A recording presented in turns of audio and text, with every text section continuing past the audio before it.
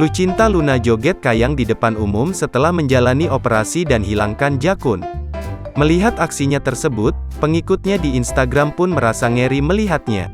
Lucinta Luna kini sudah kembali beraktivitas seperti biasanya meski kepala dan leher yang masih terbalut perban, serta matanya yang belum sepenuhnya bisa terbuka lebar. Dalam video yang beredar, Lucinta Luna mengenakan pakaian jumpsuit biru yang dipadukan dengan tas berwarna senada.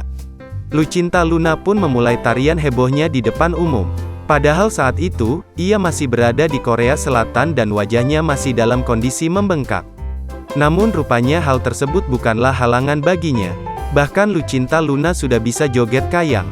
Sarang dosa beraksi kembali anak-anak, ingat gak boleh seperti itu sama Ratu 9 Nyawa, tulis Lucinta Luna di Instagram, Sabtu, tanggal 16 Juli tahun 2022.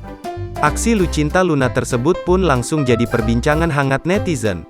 Banyak dari mereka yang mengaku khawatir dan ngilu dengan tingkah artis 33 tahun itu. Sebelumnya diberitakan Lucinta Luna jalani operasi hilangkan jakun dan potong leher di Korea Selatan. Operasi itu dilakukan demi mengubah suara dan penampilan wajah.